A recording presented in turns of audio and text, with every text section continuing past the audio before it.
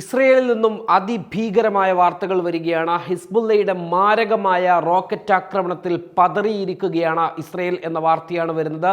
കഴിഞ്ഞ ദിവസം രാത്രിയിൽ അഥവാ തിങ്കളാഴ്ച രാത്രിയോടുകൂടി നടന്ന റോക്കറ്റ് ആക്രമണ പരമ്പരയ്ക്ക് ശേഷം ചൊവ്വാഴ്ച രാവിലെയും 8ഓളം റോക്കറ്റുകളും മിസൈലുകളും ഹിസ്ബുള്ള ടെൽ അവീവിന് നേരെ പ്രയോഗിച്ചു എന്ന വാർത്തകൾ വരികയാണ്. തിങ്കളാഴ്ച രാത്രിയിൽ 100 കണക്കിന് റോക്കറ്റുകളാണ് ഒന്നിനു പിറകെ ഒന്നൊന്നായി തീഗോളങ്ങളായി തീ മഴയായി ഹിസ്ബുള്ള പ്രയോഗിച്ചത്. ഇസ്രയേൽ തലസ്ഥാനമായ ടെൽ അവീവിന് നേരെയായിരുന്നു ഹിസ്ബുള്ളയുടെ റോക്കറ്റ് ആക്രമണം. ഈ ആക്രമണത്തിൽ ഒരു സ്ത്രീ കൊല്ലപ്പെടുന്നുണ്ട്. 41-കാരിയായ സഫ അവദ് ആണ് മരിക്കുന്നത്. 17 പേർക്ക് പരിക്കേറ്റിട്ടുണ്ട്. പരിക്കേറ്റ 41-കാരിയുടെയും 4 വയസ്സുകാരൻ്റെയും നില അതീവ ഗുരുതരമാണ് എന്ന് ഇസ്രയേൽ ആരോഗ്യ മന്ത്രാലയം വ്യക്തമാക്കുന്നു. 56 പേർ ഈ ആക്രമണത്തിൽ ചികിത്സയിലുണ്ട്. ഇതിൽ 18 പേരും കുട്ടികളാണ് എന്നതും ഇസ്രയേൽ ആരോഗ്യ മന്ത്രാലയം പുറത്തുവിടുന്നു. വടക്കൻ ഇസ്രയേലി നഗരമായ ഷ്കറാമിലാണ് ഹിസ്ബുള്ളയുടെ റോക്കറ്റുകൾ പതിച്ചത്. 3 നില കെട്ടിടത്തിലാണ് റോക്കറ്റുകൾ പതിച്ചത് എന്നാണ് റിപ്പോർട്ട്. കൂടാതെ നിരവധി വീടുകൾക്കും വാഹനങ്ങൾക്കും നഗരങ്ങൾക്കുമൊക്കെ കേടുപാടുകൾ സംഭവിച്ചിട്ടുണ്ട്. വലിയ രീതിയിലുള്ള അപകടവും ആക്രമണവുമാണ് നടന്നത് എന്നാണ് ടൈംസ് ഓഫ് ഇസ്രയേലും വൈനെറ്റ് ന്യൂസുമെല്ലാം റിപ്പോർട്ട് ചെയ്യുന്നത്. നവംബർ 7-നും ടെൽ അവീവിൽ ഹിസ്ബുള്ളയുടെ ആക്രമണം ഉണ്ടായിരുന്നു. ബിലു സൈനിക കേന്ദ്രം ലക്ഷ്യമിട്ടായിരുന്നു അന്നത്തെ ഹിസ്ബുള്ളയുടെ ആക്രമണം ഉണ്ടായിരുന്നത്. ഇസ്രയേൽ തുറമുഖ നഗരമായ ഹൈഫയ്ക്കും ടെൽ അവീവിന് സമീപത്തെ വിമാനത്താവളത്തിന് നേരെയും ഹിസ്ബുള്ളയുടെ ആക്രമണം ഉണ്ടായിട്ടുണ്ട്. ഇസ്രയേൽ പ്രധാനമന്ത്രി ബെഞ്ചമിൻ നെതന്യാഹുവിൻ്റെ ഡിസേറിയസിലെ വീടിന് നേരെയും ഹിസ്ബുള്ളയുടെ ഡ്രോൺ ആക്രമണം ഉണ്ടായിരുന്നു. ഈ സ്ഫോടനത്തിൽ നെതന്യാഹുവിൻ്റെ കിടപ്പ് മുറിയുടെ ജനൽ ചില്ലുകൾ വരെ തകർന്നിരുന്നു. അതുകൊണ്ട് തന്നെ നെതന്യാഹു ഇപ്പോൾ വീട്ടിലേക്ക് വരുന്നില്ല. അദ്ദേഹം ബങ്കറിൽ ഇരുന്നു കൊണ്ടാണ് തൻ്റെ ഓഫീസിലെ കാര്യങ്ങൾ പോലും നീക്കിക്കൊണ്ടിരിക്കുന്നത്. അവിടെ നിന്നാണ് മാധ്യമങ്ങളെ കാണുന്നത്, അവിടെ നിന്നാണ് പ്രസ്താവനകൾ നടത്തുന്നത്. ആ രീതിയിൽ കോടതിയിലേക്ക് പോലും പോവാൻ കഴിയാത്ത അവസ്ഥയിൽ, പുറത്തിറങ്ങാൻ കഴിയാത്തൊരവസ്ഥയിലാണ് ഇസ്രായേൽ പ്രധാനമന്ത്രി ബെഞ്ചമിൻ നെതന്യാഹു എന്നാണ് പറയപ്പെടുന്നത്. ബെഞ്ചമിൻ നെതന്യാഹുവിൻ്റെ ജീവൻ ലക്ഷ്യമിട്ടുകൊണ്ട് ഹിസ്ബുള്ളയുടെ ആക്രമണം ഏത് നിമിഷവും ഉണ്ടായേക്കും എന്ന ഇസ്രയേലിൻ്റെ രഹസ്യാന്വേഷണ ഏജൻസികൾ റിപ്പോർട്ട് നൽകിയിട്ടുണ്ട്. ഈ സാഹചര്യത്തിൽ അദ്ദേഹം പുറത്തിറങ്ങാൻ പറ്റാത്ത അവസ്ഥയിൽ നിൽക്കുകയാണ് എന്നാണ്. ടെൽ അവീവിനെ സംബന്ധിച്ചിടത്തോളം ടെൽ അവീവ് എന്ന് പറയുന്നത് ഇസ്രയേലിൻ്റെ തലസ്ഥാനമാണ്, ഇസ്രയേലിലെ വലിയ നഗരമാണ്. ആ നഗരം ഇന്നൊരു പ്രേത നഗരം പോലെ ആരും ഇല്ലാത്തൊരു ഹർത്താലിൻ്റെ പ്രതീതിയിലേക്ക് കാര്യങ്ങൾ പോകുന്നു.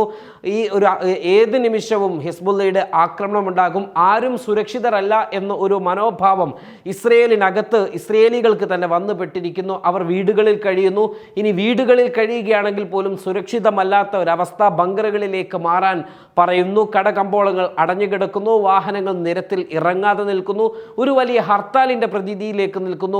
പോരാത്തതിന് ടെൽ അവീവിലെ വിമാനത്താവളം അടച്ചിട്ടിരിക്കുന്നു എന്ന വാർത്ത കൂടി പുറത്തു വരുന്നു. ഈ ആക്രമണത്തിൽ ഇസ്രയേൽ പകച്ചിരിക്കുന്ന സമയത്ത് തന്നെയാണ് ചൊവ്വാഴ്ച രാവിലെ അഥവാ ഇന്ന് രാവിലെ വീണ്ടും ആക്രമണം ഉണ്ടായത്. 8ഓളം മിസൈലുകളും റോക്കറ്റുകളുമാണ് ആക്രമണം നടത്തിയത്. ഈ ആക്രമണം തുടരുന്നു ടെൽ അവീവിലും പരിസര പ്രദേശങ്ങളിലും എന്നാണ് പറയപ്പെടുന്നത്.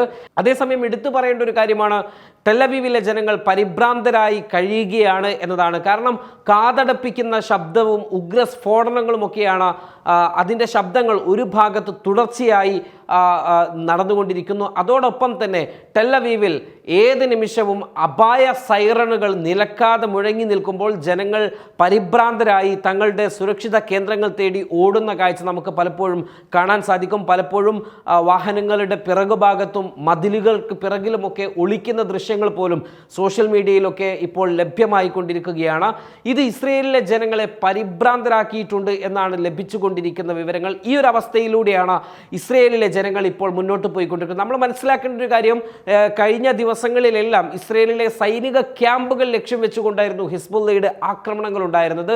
എന്നാൽ ഇപ്പോൾ ജനവാസ കേന്ദ്രങ്ങളിലേക്ക് കൂടി ആ ആക്രമണം വ്യാപിപ്പിച്ചിരിക്കുന്നു എന്നതാണ് എടുത്തു പറയേണ്ട ഒരു കാര്യം.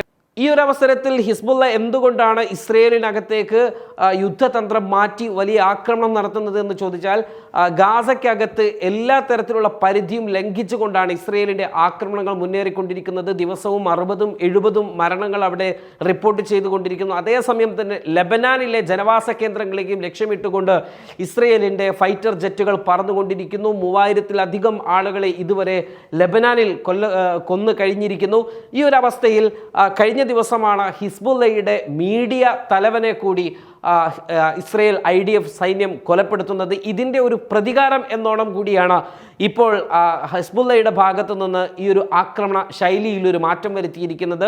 ഇസ്രയേലിലെ ജനങ്ങൾക്ക് നേരെ ആക്രമണം നടത്തി കഴിഞ്ഞാൽ ഇസ്രയേലിലെ ജനങ്ങൾ സ്വാഭാവികമായും ഇസ്രയേൽ ഇപ്പോൾ നടത്തുന്ന യുദ്ധത്തോടും നെതന്യാഹുവിനോടും വളരെ വലിയ വിയോജിപ്പ് രേഖപ്പെടുത്തുന്ന ആളുകളാണ്. സ്വാഭാവികമായിട്ടും അവരുടെ സ്വൈര്യ ജീവിതത്തെ ബാധിക്കുന്ന ഒന്നാണ് ഇസ്രയേൽ ഇപ്പോൾ നടത്തിക്കൊണ്ടിരിക്കുന്നത് എന്ന അഭിപ്രായം അവിടുത്തെ ജനങ്ങൾക്കുണ്ട്. അതുകൊണ്ട് തന്നെ ആ ജനങ്ങളെ പരിഭ്രാന്തരാക്കി കഴിഞ്ഞാൽ ഇസ്രയേലിനകത്ത് വലിയ പ്രക്ഷോഭങ്ങളുണ്ടാകും, വലിയ രീതിയിലുള്ള പ്രയാസങ്ങൾ ഭരണകൂടത്തിനുണ്ടാകും. ആ പ്രയാസത്തിലേക്ക് ഭരണകൂടത്തെ കൊണ്ടുപോവുക എന്നൊരു ലക്ഷ്യം കൂടി ഇപ്പോൾ ഹിസ്ബുള്ള ജനവാസ കേന്ദ്രങ്ങളിലേക്ക് നടത്തിയ ആക്രമണത്തിൽ നിന്നും വ്യക്തമാകുന്ന ഒന്ന് തന്നെയാണ്. ഏതായിരുന്നാലും ഈ ആക്രമണം ഇപ്പോഴും നിലച്ചിട്ടില്ല എന്നാണ് നമുക്ക് അന്താരാഷ്ട്ര മാധ്യമങ്ങളിൽ നിന്ന് ലഭ്യമാകുന്ന വിവരങ്ങൾ പ്രകാരം പങ്കുവെക്കാൻ കഴിയുന്നത്. അടുത്ത നിമിഷം ഇതിൻ്റെ പ്രത്യാക്രമണം ഇനി ഇസ്രയേലിൻ്റെ ഭാഗത്തു നിന്നുണ്ടാകും. അത് കഴിഞ്ഞാൽ ഈ ആക്രമണത്തിൻ്റെ തീവ്രത വർദ്ധിക്കും. അതേസമയം തന്നെ